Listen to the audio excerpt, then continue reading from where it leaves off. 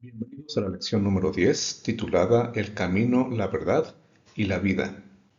El versículo que analizaré en esta ocasión es el de Juan 14:1, que dice: No se turbe vuestro corazón, creéis en Dios, creed también en mí. Cuando Jesús le dice a sus discípulos no se turbe, la mejor forma de entender esa expresión sería dejen de turbarse. De acuerdo al idioma, de acuerdo a la forma en la que el apóstol escribió estas palabras, sería esa la mejor interpretación.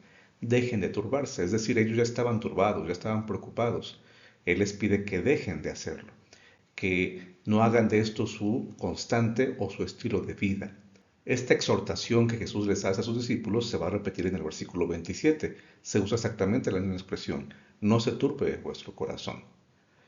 Ahora, ¿qué significa turbarse? Si le preguntamos al apóstol Juan, él nos diría, bueno, cuando el agua se agita fuertemente, allí se puede usar la palabra turbarse o la palabra que aquí se traduce como turbarse. ¿Recuerdas esa historia que Juan registra en el capítulo 5? Un hombre que está paralítico, pero no puede entrar a un estanque en donde él creía podía ser sanado cuando el agua era agitada. Turbarse equivale a estar agitado, a que hay un remolino dentro de la persona, como si las emociones estuvieran en frecuente movimiento. En los otros evangelios también se menciona que los discípulos se turbaron cuando vieron a Jesús caminar sobre el mar, pensaron que era un fantasma, y cuando Él aparece delante de ellos ya resucitado, ellos piensan que es un espíritu. Así que turbarse también implicaría en algún momento espantarse. En el Evangelio de Juan en particular, la persona que se turba mayormente es Jesús. Él se conmueve cuando María llora, cuando va a visitar a María y a Marta, Lázaro ya ha muerto. Bueno, él se conmueve cuando ve a María llorar y también se conmueve cuando explica quién lo va a entregar. Esto es en Juan capítulo 13. Las únicas excepciones a que Jesús es el que se turba en el Evangelio de Juan es, como decíamos, lo del agua y en el capítulo 14 que estamos viendo aquí, cuando le pide a sus discípulos que no se turben. En otras palabras, Jesús ya ha pasado por esa turbación, tuvo y quiso hacerlo para que tú y yo no tengamos que vivir de esa forma. Él les pide que dejen de turbarse en su corazón y la palabra corazón aparece 7 veces en el Evangelio de Juan. La séptima vez, la última vez, precisamente es en una ocasión donde él va a decir que ese corazón va a estar lleno de esperanza, de gozo. De acuerdo a esto, el plan de Jesús es que dejemos de turbarnos y entonces encontraremos el gozo. ¿Creéis en Dios? ¿Creed también en mí? Bueno, recuerda que el verbo creer es un verbo que le encanta al apóstol Juan, ya hemos hablado de eso, 98 veces en el Evangelio, y es el que más lo usa en toda la Biblia. Creer es un asunto medular, súper importante para el apóstol Juan, pero aquí la pregunta que tenemos que hacernos es, ¿cómo traducir la palabra creéis? Si sería creéis o en español actual, creen, creed sería crean, sería un presente o un imperativo. ¿Por qué tenemos esa duda?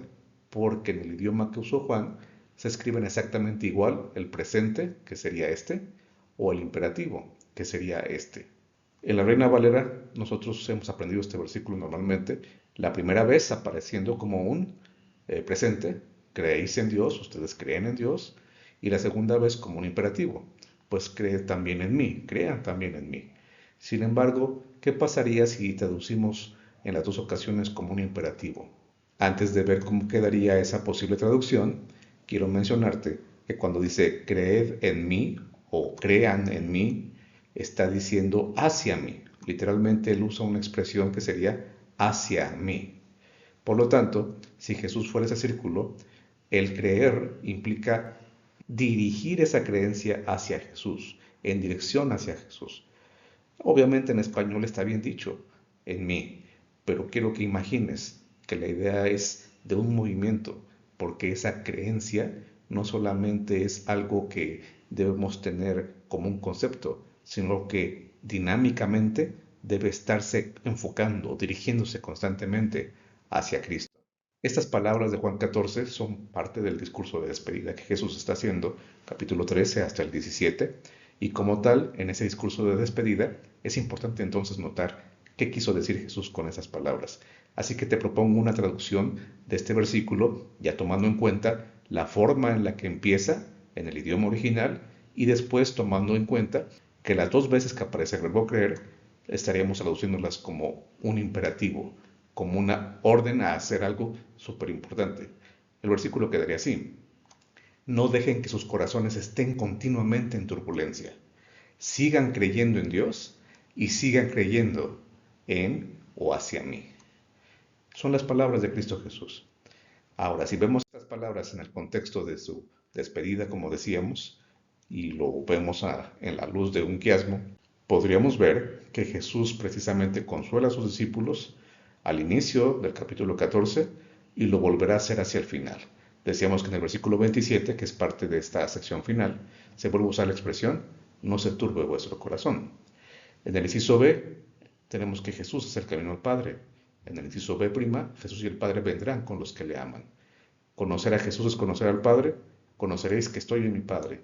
Y la sección central: en el nombre de Jesús haréis obras mayores, dijo Jesús. Fue una promesa. En este caso no estamos analizando la sección central, no porque no sea importante, sino porque el énfasis de la lección, el énfasis de lo que hemos estado mencionando con el versículo 1 de Juan 14, se encuentra en la sección subrayada de color verde. Aquí es donde Jesús, en esa despedida, obviamente trae esperanza, trae consuelo. Se lo repite a sus discípulos: no se turbe vuestro corazón, dejen de turbarse, sigan creyendo en mí, sigan creyendo en el Padre.